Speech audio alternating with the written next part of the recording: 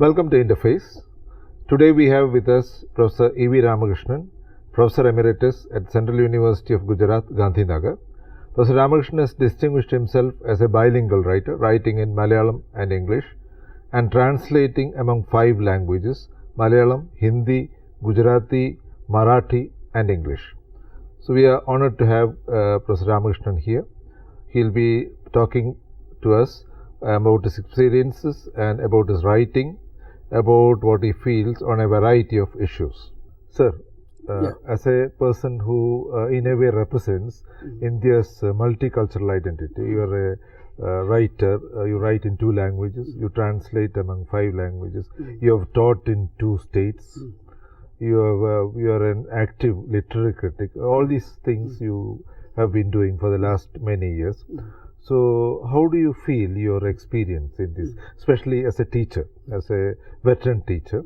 How do you feel these experiences have contributed to your understanding of India's multicultural identity? It has been a long journey when I look back. When I began teaching English, I followed the traditional ideology of British literature as a very canonical kind of form of world literature. But my experiences in the semi-urban, rural kind of classroom in Maharashtra and later in Gujarat gradually alerted me to a very complex situation within the language teaching programs in India. I felt students have their linguistic resources. They have their own, they bring to the classroom their own linguistic and cultural kind of resources, but they are not actually made into a framework of dialogue by the curriculum. The curriculum does not expect them to speak as a representative of a society which has gone through colonialism, which is recently independent, which is still looking beyond the colonial frameworks. And I would also add a couple of things here. I was in Hyderabad for a couple of years, where I witnessed Mulki agitation. I was in Marathwada, which went through a traumatic kind of agitation for the renaming of the university with a lot of violence and police action. All this alerted me to the fragility of our socio-political framework. And I felt there was a certain asymmetry between the canonical literature I taught and the classroom situation, which on a day-to-day basis needed to negotiate the contingency of a post-colonial kind of society. And very often students did not relate to the text you are teaching. And this is where my introspection regarding the whole English teaching program in India took shape. And I was reminded of a statement by Foucault, who said, very often you know what you are doing, but you don't know what your deeds are doing, what your actions are doing. I knew I was teaching English, but now I became aware of what teaching English, an act I was involved in, was doing in a semi-rural or semi-urban kind of Indian situation. You mean to say that the asymmetry between not only different linguistic cultures, but also the asymmetries that exist within a linguistic culture became apparent to you? Definitely. The Dalit assertion within Marathi had already begun by mid-70s. They questioned, challenged, interrogated the canonical kind of literary tradition of Marathi.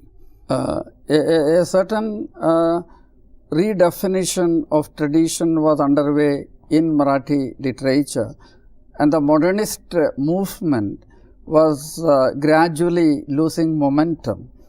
And Dalit literature now came to the forefront, and this also raised a number of issues about the idea of the literary, the relation between literature and public sphere, and how the very idea of prestige styles in literature have a bearing on reading what we call the poetic and fictional texts. Hence, what I actually, when I look back, what I see is 1970s were eventful, were a period of redefinitions, revamping of tradition, and revision of basic categories like the literary, the cultural, etc. And somewhere along the line, there was also discussion on the crisis in English studies. 3 or 4 books regarding the crisis of English studies in India were published around this time. And there was open discussion on how English in third world countries or post-colonial societies need to be approached differently, and not through the British Council ideology of imparting what we call linguistics or ELT to what we call a very inferior type of natives. And all this together also resulted in the revamping of syllabi and curriculum. By the time I moved to Surat, already there were very important pointers to reinterpreting what we call English curriculum in India. But the changes probably came substantially in the 90s, right? The changes were slow in coming, and a certain kind of questioning had already begun. And I remember literary theory as a kind of new chapter, as different from literary criticism, was already making its presence felt. Barthes, Foucault, Derrida, these names were in the air. And I remember attending a workshop which lasted almost 10 days at Bombay University, where people like Robert Young and Easthorpe, in fact, gave us lectures. And this was my first major introduction to the literary theory which was emerging in the West. And I found them extremely relevant, mainly because they raised issues of culture and politics in post-colonial kind of society. So, although this kind of a reinvention of the curriculum, the remolding of the curriculum was on, the other side of the picture probably also would have occurred to you. That is, although the major linguistic communities of India passed through comparatively the same kind of colonial experience, probably you have noticed substantial differences, say between Maharashtra and Gujarat, between Kerala and Tamil Nadu. Probably you have. Definitely. I was struck by parallels and also contrasts. In a certain sense, there were underlying convergences between a number of literary traditions in India. I could see the coming of the novel, the romantic nationalist movement, the progressive movement, the modernist phase. These were common to Malayalam, Marathi, Hindi, Bengali, Gujarati, many of these languages. At the same time, when you went down to the ground realities, there were substantial differences. In a state like Maharashtra, the presence of Ambedkarite ideology made a lot of difference to the manner in which a certain caste factor was perceived by writers. In Gujarati, perhaps the presence of Gandhi and the influence of Gandhi on the mainstream literature perhaps shaped their worldview for a considerable period of time. And you have the communist movement in Kerala, the Dravidian movement in Tamil Nadu. So I felt we need to look at the parallels. We also need to actually talk about the plurality of Indian literatures from a perspective of not unity in diversity, but of a certain kind of plurality which allows us to redefine the very concept of what we call multilingual literary experience. And I think you have discussed it rather extensively in those two books of yours, Locating Indian Literature and Making It New. I think the first one was Making It New. In fact, I wanted to actually do research on modernism in Indian literature even earlier. But somehow the kind of English department, the way they were constituted, did not allow research in Indian language traditions or literary traditions in the 70s. Things are much different today. And hence, I did my PhD on American literature, but subsequently, when I moved to postdoctoral research, I began addressing issues which were comparative in nature. But these comparative literary issues had already come into my horizon of experience much earlier through two activities. One is my writing in Malayalam, and second, my translations. Both allowed me to look at literatures not merely from a single literature point of view. And I always believed if you know only Malayalam, you don't understand what happens within Malayalam. You always need a certain framework which allows you to cross boundary. So my question was, how do you cross borders? How do you cross boundary? Translation was one of the means of crossing boundary. And another definite way of doing was taking comparable kind of frames and analyzing text which are different but similar, which allows you to move between time frames, but also locate certain kind of what we call a deeper level of harmony. And about movements also within literatures. For example, we have what is called political modernism in Malayalam, which probably didn't rise in Gujarati or other languages.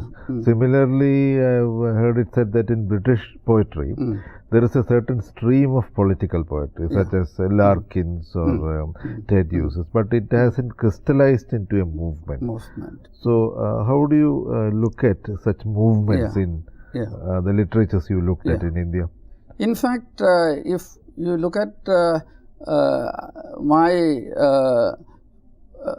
definition of modernism and my treatment of modernism in my book called Making It New, I have actually found a certain high modernist movement in all these literatures at the initial stage. And perhaps they needed to isolate a domain of aesthetic as an insular hermetic field.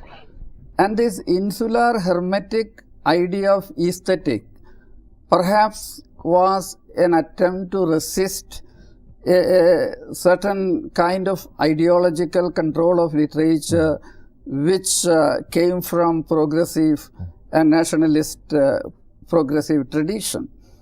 And in that sense, there was an element of resistance within high modernism.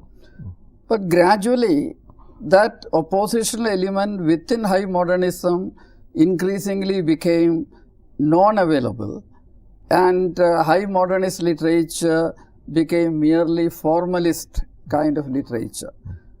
And this movement coincided with the point I made earlier, large-scale developments of subaltern assertion across India. It happens through Dalits, it happens through certain kind of extremist politics. It happens also in Kerala in the 70s. If you look at the post-emergency period in all these parts of India, you suddenly find a certain politicization of literary sensibility. Emergency experience itself occasioned a certain politicization. Even if there is no movement as such in political poetry. It in a way took the shape of a movement of, I have actually called it avant-garde kind of movement, particularly in Hindi, Malayalam, Bengali, not Gujarati, but Marathi. Okay. The Dalit poetry or the Akavida in Hindi. You see, three things happen. One, literary production and literary establishment now come to be seen as a certain kind of what I call ideologically determined structures of power. So writers now actually want to critically evaluate the role played by literature as establishment. And this also brings them to another, literary discourse is not available as quote unquote merely literature, merely literary kind of expression. It always has deeper kind of ideological structures within that. And you find a whole lot of poems in Malayalam. I can very well mention K.G. Shankarapillai's Bengal or Sachidanandan Satyavangmulam. And you find Marathi Namdev Dasal's Golpidha, or you find certain poems in Bengali and Hindi, particularly Dhumil's poetry from Samsad Se Sadak Tak. A whole set of such poems call into question what constitutes the literary. And there was a conscious attempt to move away from overtly formalist features of high modernism. And this perhaps also allowed writers to listen to subaltern voices. You can see in Malayalam Kadaminita using the popular, you see a certain kind of oral poetic. And this happens also in Dalit poetry. Rediscovering the resources of orality, rediscovering the resources of bhakti poetry. And we also have a certain critical ideas of Keraliyata, or what you call in Nativism in Marathi. And all these actually return to the resources of Indian kind of literary traditions.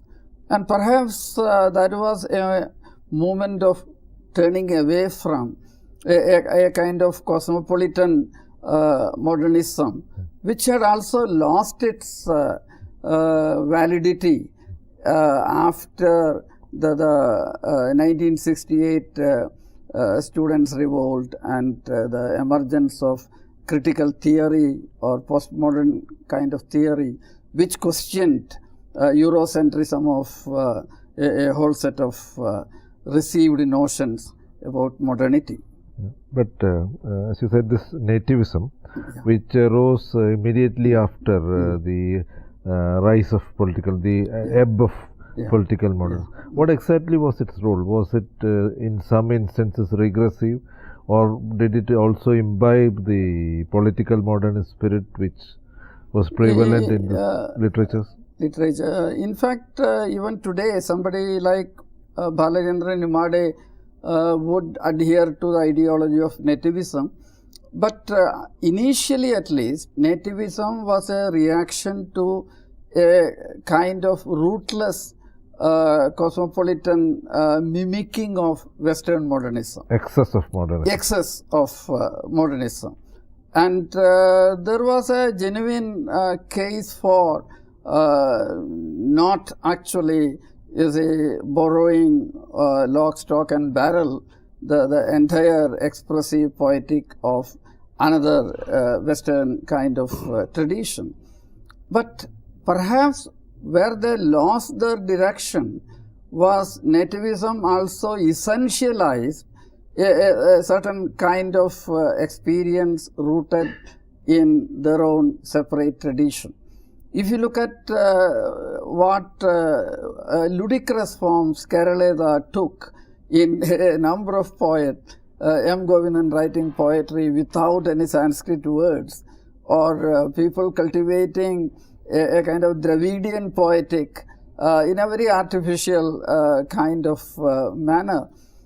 In Marathi, as you go back, you also find caste as a major factor. So when you talk about nativism, you also need to actually see the past is not a kind of utopia where we have only what you call linguistic resources. It was also an oppressive period where not everyone was allowed to speak. How do you actually historicize this early phase of culture? Such questions were inconvenient and they were not answered properly. Literacy itself was abysmally low, as some sociologists have pointed out, less than 5%, according to some. Exactly. And the access to what you call the resources of knowledge and literature were confined to a few upper castes. And in such a kind of historically what you call vertically divided society, you cannot speak about a certain nativist utopia. And this is perhaps what made the very idea fall apart when it was subjected to critical scrutiny. We come to the end of part 1 of this conversation with Professor E.V. Ramakrishnan. We will be back for the second part in the next edition of Interface.